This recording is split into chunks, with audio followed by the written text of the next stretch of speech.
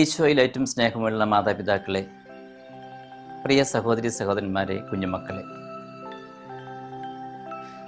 German philosopher Frederick നീഷെ അദ്ദേഹത്തിൻ്റെ ഗെസൈൻസ് എന്ന പുസ്തകത്തിൽ ഒരു സംഭവം വിവരിക്കുന്നുണ്ട്. ഭ്രാന്തനെ പോലെയുള്ള ഒരു മനുഷ്യൻ നട്ടുച്ച നേരത്ത് കത്തിച്ച മെഴുകുതിരിയുമായി ആളുകൾ നിറഞ്ഞ ഒരു മാർക്കറ്റിലേക്ക് കടന്നു വരുന്നു. എന്നിട്ട് അദ്ദേഹം വിളിച്ചു പറയുന്നു, God is dead, he is buried, he is decomposed. ദൈവം മരിച്ചു, അവൻ സംസ്കരിക്കപ്പെട്ടു, അവൻ അഴിഞ്ഞ് ഇല്ലാതായി.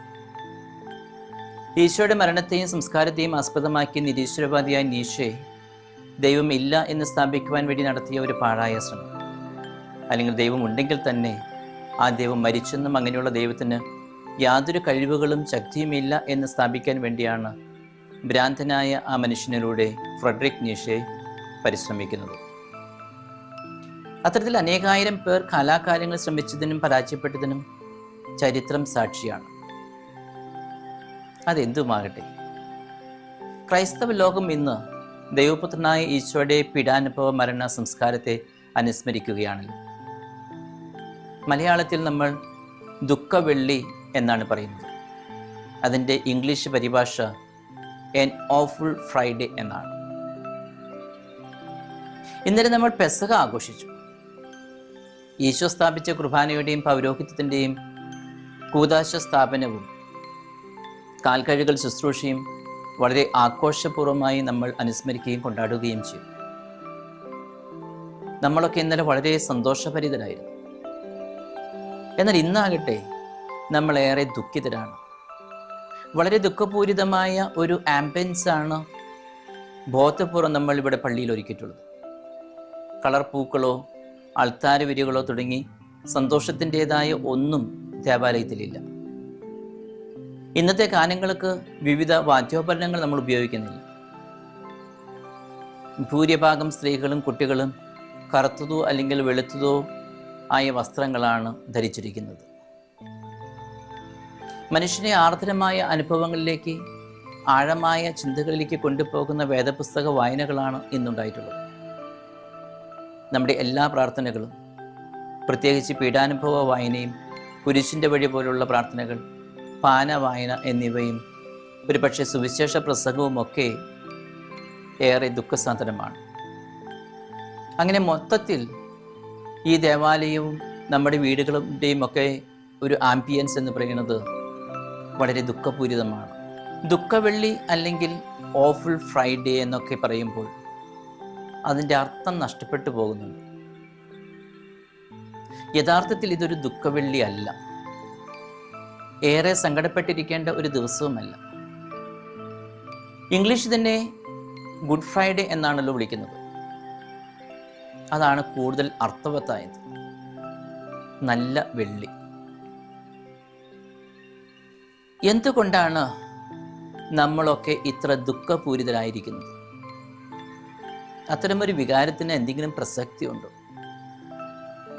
സാധാരണ രീതിയിൽ നമ്മുടെ പാരമ്പര്യം അനുസരിച്ച് വിശുദ്ധരുടെ തിരുനാൾ ആഘോഷിക്കുന്നത് അവരുടെ മരണ ദിവസമാണെന്ന് നിങ്ങൾക്കറിയാമായിരിക്കും. വളരെ ആഘോഷപൂർവ്വം നമ്മൾ കൊണ്ടാടുന്ന തിരുനാളുകൾ, അത് കേരളത്തിലുള്ള വിശുദ്ധരായ ചാവറേച്ചിൻ്റേതോ അൽഫോൻസമ്മയുടെയൊക്കെ ആണെങ്കിലും ഇതര വിശുദ്ധരുടേതാണെങ്കിലും ആ തിരുനാളുകളൊക്കെ അവരുടെ മരണ ദിവസമാണ് നമ്മൾ ആഘോഷിക്കുന്നത്. സഭ അതാണ് അംഗീകരിച്ച് തന്നിട്ടുള്ളത്. പക്ഷേ ഈശോയുടെ മരണ ദിവസം അങ്ങനെയൊരു ആഘോഷമല്ല നമുക്കുള്ളത്. മറിച്ച് ഏറെ നൊമ്പരപ്പെടുത്തുന്ന, വേദനിപ്പിക്കുന്ന, നമ്മുടെ ആഘോഷങ്ങളും സന്തോഷങ്ങളുമൊക്കെ അപ്പാടെ ഒഴിവാക്കിക്കൊണ്ടുള്ള ഒരു ഓർമ്മയാചരണമാണ് ഇന്ന ദിവസം നമുക്കുള്ളത്. അതെന്തുകൊണ്ടാണെന്ന് ചിന്തിച്ചിട്ടുണ്ട്? നമ്മുടെ നാട്ടുകാരിയായ സിസ്റ്റർ റാണി മരിയയുടെ തിരുനാൾ ആഘോഷിക്കുമ്പോൾ അവരുടെ ഘാതകനായ സാമന്ത സിംഗനോ അല്ലെങ്കിൽ വർഷങ്ങൾക്ക് മുൻപ് വിശുദ്ധനാക്കപ്പെട്ട മാക്സിമിലിയൻ കോൾബയുടെ തിരുനാൾ ആഘോഷിക്കുമ്പോൾ അദ്ദേഹം ആർക്കു വേണ്ടിയാണോ ജീവത്യാഗം ചെയ്തത്, ആ മുൻ പോളിഷ് പട്ടാളക്കാരനായ ഫ്രാൻസിസ് ഷെക്കിനോ, അത് സന്തോഷത്തോടെ ആഘോഷിക്കാൻ കഴിയും. നമ്മെപ്പോലെ ഏറെ സന്തോഷിതരായിരിക്കാൻ അവർക്ക് കഴിയുമോ? ഈ രണ്ട് ഉദാഹരണങ്ങൾ പറഞ്ഞതിന് കാരണമുണ്ട്. റാണി മരിയെ കൊന്നത് സാമന്തസ്യം ആണെങ്കിൽ ഈശോയെ വധിച്ചത് നമ്മുടെ പാപങ്ങളാണ്, അല്ലെങ്കിൽ നമ്മളാണ്. ഫ്രാൻസിസ് ഷേക്ക് എന്ന പോളിഷക്കാരന് വേണ്ടിയാണ് മാക്സിമിലിയൻ കോളംബിയ വധിക്കപ്പെട്ടതെങ്കിൽ നമ്മുടെ രക്ഷയ്ക്ക് വേണ്ടിയാണ് ഈശോ വധിക്കപ്പെട്ടിരിക്കുന്നത്. അതുകൊണ്ട് രണ്ട് അർത്ഥത്തിലും ഈശോയുടെ മരണത്തിന് നമ്മൾ ഉത്തരവാദികളാണ്. തന്മൂലം ഇന്നേ ദിവസം നമ്മൾ ദുഃഖിതരാണ്, വികാരഭരിതരാണ്. ഈശോയുടെ പീഡാനുഭവങ്ങളും അവഹേളിതനായുള്ള മരണവും വല്ലവൻ്റെയും കല്ലറയിലുള്ള സംസ്കാരവും നാം വീണ്ടും അനുസ്മരിക്കുമ്പോൾ എന്ത് വികാര വിചാരങ്ങളാണ് നമ്മിൽ ഉള്ളത്, അല്ലെങ്കിൽ ഉണ്ടാകേണ്ടത്? ഈശോ അവഹേളിക്കപ്പെട്ടതും പീഡകൾ സഹിച്ചതും കുരിശിൽ തറയ്ക്കപ്പെട്ടതും മരിച്ചതും സംസ്കരിക്കപ്പെട്ടതും ഒക്കെ എനിക്ക് വേണ്ടിയായിരുന്നു, എന്നെ രക്ഷിക്കാൻ വേണ്ടി മാത്രമായിരുന്നു. പിശാചിൻ്റെയും പാപത്തിൻ്റെയും അടിമത്തത്തിൽ നിന്ന് മോചിപ്പിച്ച് എനിക്ക് രക്ഷ നൽകാൻ വേണ്ടിയായിരുന്നു എന്ന് മനസ്സിലാകുമ്പോൾ അങ്ങനെയുള്ള ഈശോയുടെ മരണത്തിന് വേണ്ടി നോമ്പ് നോക്കാനും മരണ ദിവസം പ്രാർത്ഥനയുടെയും പരിത്യാഗത്തിൻ്റെയും ഒക്കെ ദിവസമായി ചെലവഴിക്കാനും ഞാൻ മടി കാണിക്കുകയില്ല. അഥവാ അങ്ങനെ ചെയ്യാതിരിക്കാൻ എനിക്ക് ഒരിക്കലും കഴിയുകയില്ല. നമ്മുടെ ഉപവാസം ഈശോയ്ക്ക് ആവശ്യമില്ല എന്ന യാഥാർത്ഥ്യം ഞാൻ മനസ്സിലാക്കണം. ഈശോയ്ക്ക് വേണ്ടിയല്ല ഞാൻ ഉപവസിക്കുന്നത്, അല്ലെങ്കിൽ നമ്മൾ ഉപവസിക്കുന്നത്, മറിച്ച് എനിക്ക് വേണ്ടി, അല്ലെങ്കിൽ നമുക്ക് വേണ്ടിയാണ്. നമ്മൾ ഉപവസിക്കുന്നതിന് രണ്ട് കാരണങ്ങളുണ്ടാണ്. ഒന്ന്, നമുക്ക് വേണ്ടി മരിച്ച ഈശോയോടുള്ള സ്നേഹത്തെ പ്രതി. രണ്ട്, നമ്മുടെ ശുദ്ധീകരണത്തിന് വേണ്ടി. എന്തുകൊണ്ടാണ് മനുഷ്യന് മാത്രമല്ല സകല സൃഷ്ടികൾക്കും വേദനയും കഷ്ടപ്പാടുകളും ദുരിതങ്ങളും ഒക്കെ ഉണ്ടാകുന്നത് എന്ന ചോദ്യം അനാദ്യകാലം മുതലേ മനുഷ്യനെ അലട്ടിക്കൊണ്ടിരുന്നു, ചിന്തിപ്പിച്ചുകൊണ്ടിരുന്നു. ഇന്നും അത് നമ്മെ ചിന്തിപ്പിച്ചുകൊണ്ടിരിക്കുകയാണ്. വിശുദ്ധ ഗ്രന്ഥം സാക്ഷ്യപ്പെടുന്നത് ആദ്യ മാതാപിതാക്കന്മാരുടെ പാപനിമിത്തമാണ്. ആദവും ഹവ്വയും ചെയ്ത ദൈവനിന്ദയുടെ അല്ലെങ്കിൽ അനുസരണക്കേടിൻ്റെ ഫലമായി അവർക്ക് പർദീസ നഷ്ടപ്പെടുകയും വേദനയും മരണവും പാപവും ഒക്കെ മനുഷ്യനെ തേടി വന്നു എന്നുമാണ് വിശുദ്ധ ഗ്രന്ഥം സാക്ഷ്യപ്പെടുത്തുന്നത്, അല്ലെങ്കിൽ നമ്മൾ പഴയ നിയമത്തിൽ വായിക്കുന്നത്. അത് ചരിത്രമാണോ എന്ന കാര്യം അവിടെ നിൽക്കട്ടെ. നമ്മുടെ ജീവിതത്തിൽ എന്തുകൊണ്ട് വേദനയും കഷ്ടപ്പാടുകളും ദുരിതങ്ങളും ഒക്കെ വരുന്നു എന്ന് നമുക്കൊന്ന് ചിന്തിച്ചു നോക്കാം. 3 തരത്തിലുള്ള വേദനകൾ നമുക്കുണ്ടാകുന്നുണ്ട്. 1, നമ്മൾ തന്നെ ഉണ്ടാക്കുന്ന വേദന. 2, മറ്റുള്ളവർ ഉണ്ടാക്കുന്ന വേദനകൾ. 3, നമ്മുടെ നിയന്ത്രണങ്ങൾക്കും ഇടപെടലുകൾക്കും അതീതമായി സംഭവിക്കുന്നവ, അഥവാ നമുക്ക് നിയന്ത്രിക്കാൻ കഴിയാത്തവ. നമ്മൾ തന്നെ ഉണ്ടാക്കുന്ന വേദനകൾ ഒരു പക്ഷേ ബോധപൂർവം ഉണ്ടാക്കുന്നതോ അല്ലെങ്കിൽ നമ്മുടെ അറിവില്ലായ്മ കൊണ്ട് സംഭവിക്കുന്നതോ ഒക്കെ ആകാം. എനിക്കുണ്ടായ ചില അനുഭവങ്ങൾ നിങ്ങളുമായി പങ്കുവയ്ക്കുവാൻ ഞാൻ ആഗ്രഹിക്കുകയാണ്.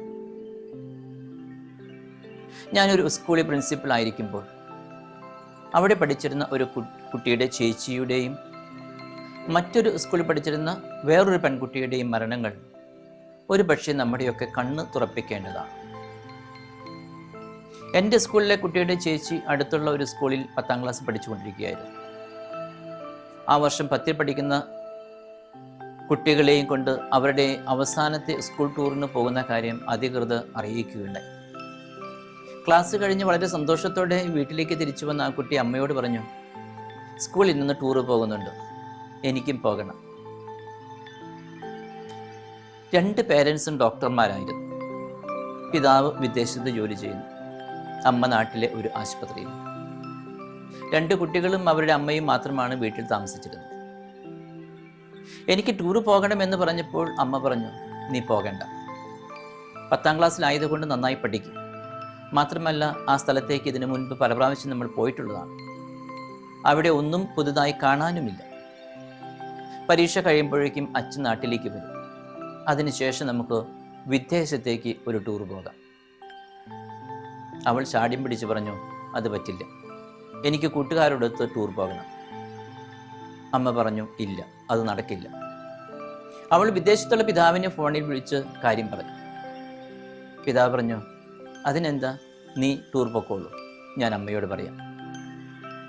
ആ സന്തോഷത്തിൽ അമ്മയുടെ അടുത്തേക്ക് വന്ന് അവൾ വീണ്ടും പറഞ്ഞു, അച്ഛൻ സമ്മതിച്ചിട്ടുണ്ട്, എനിക്ക് ടൂർ പോകണം. അമ്മ വീണ്ടും പറഞ്ഞു, ഞാൻ അനുവദിക്കില്ല, നിന്റെ പരീക്ഷ കഴിഞ്ഞിട്ട് നമുക്ക് പോകാം. ആ കുട്ടി അമ്മയോട് ഒരു അമ്മ എന്ന നില മറന്ന് ഒരു ശത്രുവിനോട് എന്ന നിലയിൽ പറഞ്ഞു, എങ്കിൽ നിന്നെ ഞാൻ കാണിച്ചു തരാം. അവൾ മുറിയിലേക്ക് പോയി.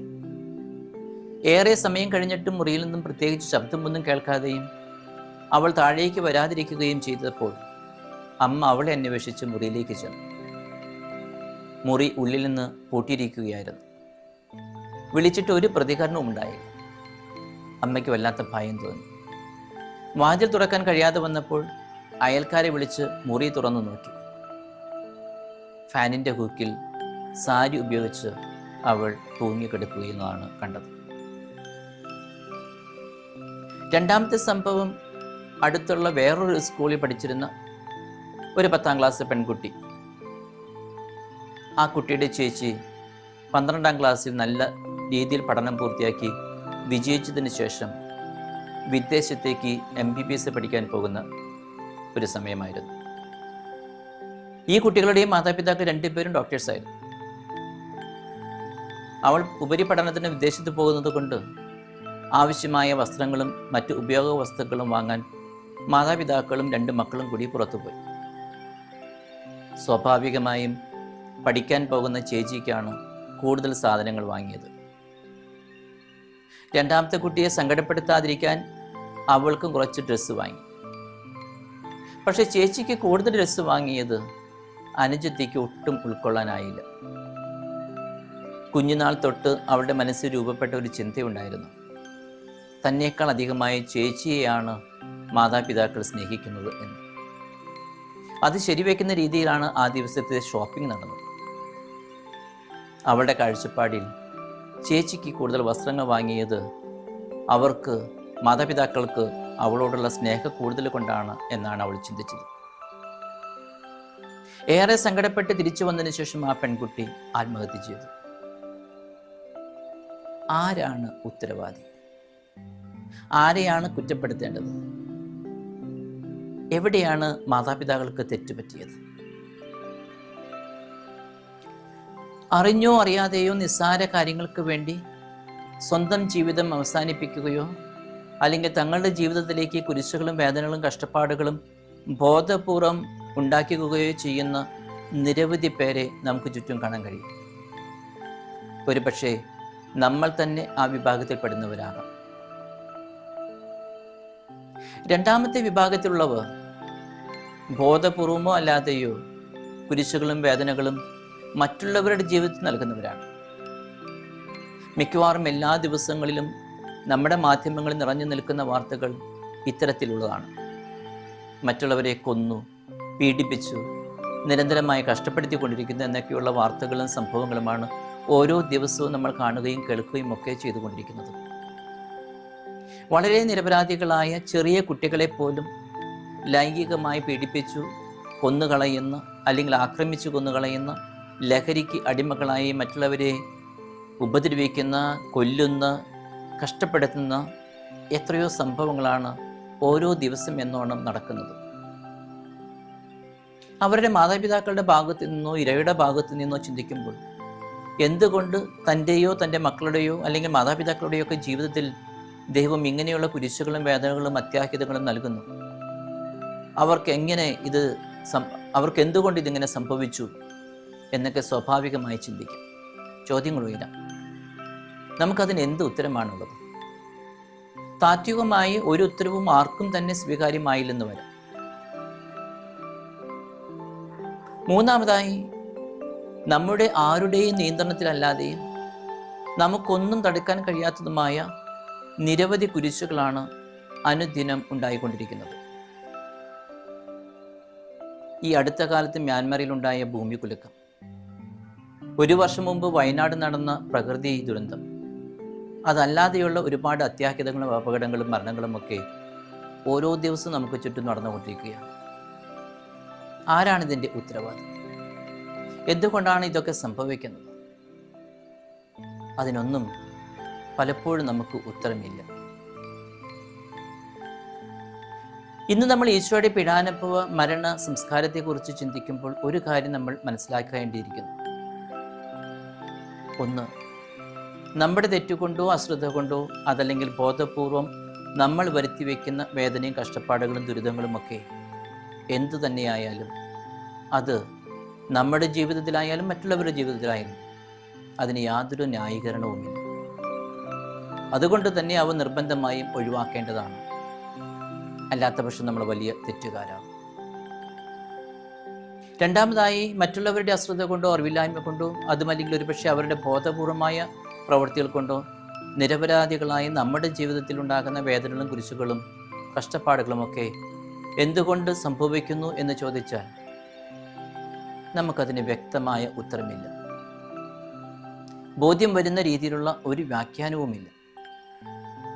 ഉദാഹരണത്തിന്, ഈശോയുടെ ജനനത്തെ തുടർന്ന് ഹെറോദോസ് വധിച്ച പിഞ്ചു കുഞ്ഞുങ്ങളുടെ മരണത്തിന് എന്ത് വ്യാഖ്യാനമാണ് നമുക്ക് നൽകാൻ കഴിയുക? ആ കുഞ്ഞുങ്ങളെയൊക്കെ വിശുദ്ധരായ സഭ പരിഗണിക്കുന്നുണ്ട്. ഒരു പക്ഷേ അവർ വധിക്കപ്പെടുന്നത് വഴി വിശുദ്ധരാകുക എന്നതായിരിക്കാം ദൈവികമായ പദ്ധതി. മൂന്നാമതായി, നമ്മുടെ ആരുടെയും നിയന്ത്രണത്തിലല്ലാതെയും നമുക്കൊന്നും തടുക്കാൻ കഴിയാത്തതുമായ പ്രകൃതിക്ഷോഭങ്ങളാണെങ്കിലും അപകടങ്ങളാണെങ്കിലും നമ്മൾ അറിയാതെ നമ്മൾ എത്രയൊക്കെ കരുതലെടുത്താലും നമുക്കുണ്ടാകുന്ന ചില രോഗങ്ങളും ഉറ്റവരുടെ വേർപാടുകളുമൊക്കെ എന്തുകൊണ്ട് ഉണ്ടാകുന്നു എന്നതിന് മാനുഷികമായ താത്വികമായ ഒരു ഉത്തരം നൽകാൻ തീർച്ചയായും നമുക്ക് ആർക്കും സാധിക്കുകയില്ല. അതുകൊണ്ട് തന്നെ സ്വാഭാവികമായും വിശ്വാസത്തിൻ്റെതായ കണ്ണുകളോടുകൂടി അതിനെ കാണാൻ നമുക്ക് സാധിക്കണം. നമ്മുടെ ജീവിതത്തിൽ അതിസ്വാഭാവികമായ ചില ലക്ഷ്യങ്ങളുണ്ട്, ദൈവിക പദ്ധതികളുണ്ട് എന്ന് വേണം മനസ്സിലാക്കാൻ.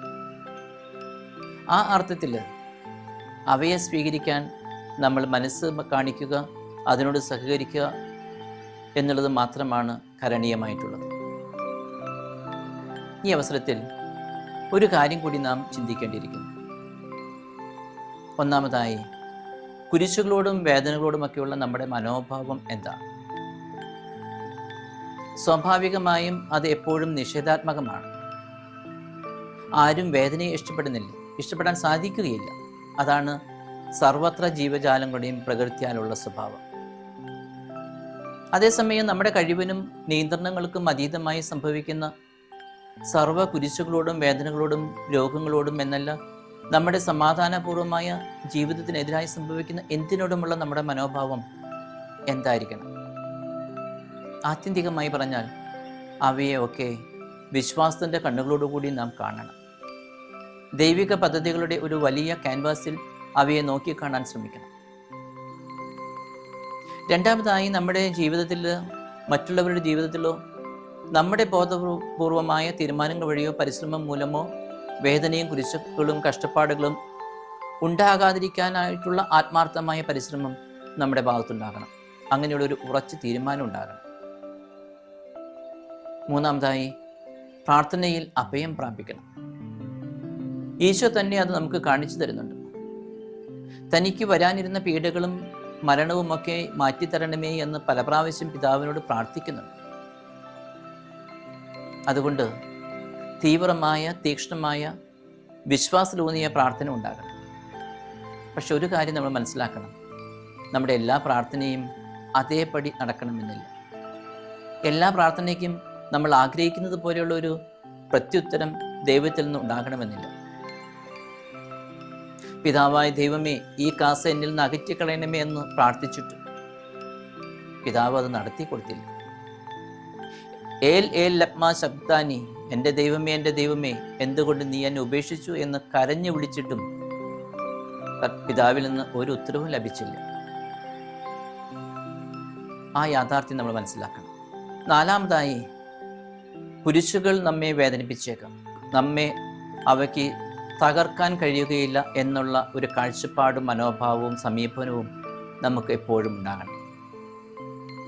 അഞ്ചാമതായി, എങ്കിലും എൻ്റെ ഇഷ്ടമല്ല അങ്ങയുടെ ഇഷ്ടം നിറവേറട്ടെ എന്ന് പറഞ്ഞ ഈശോയെപ്പോലെ ഇതാ കർത്താവിൻ്റെ ദാസി എന്ന് പറഞ്ഞ മാതാവിനെ പോലെ നമ്മെ തന്നെ ദൈവത്തിന് വിട്ടുകൊടുക്കാൻ, ദൈവത്തിൻ്റെ പദ്ധതികൾക്ക് വിട്ടുകൊടുക്കാൻ ആഴമായ വിശ്വാസം നമുക്കുണ്ടാകണം.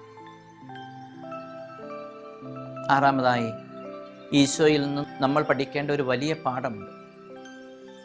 തന്നെ ദ്രോഹിച്ചവരോട്, തന്നെ കുരിശിൽ തറച്ചവരോട്, അവഹേളിച്ചവരോട് ഈശോ ക്ഷമിക്കുക മാത്രമല്ല, ഒരു പടി കൂടി കടന്ന് അവരോട് ക്ഷമിക്കുവാൻ പിതാവിനോട് പ്രാർത്ഥിക്കുക കൂടി ചെയ്തു.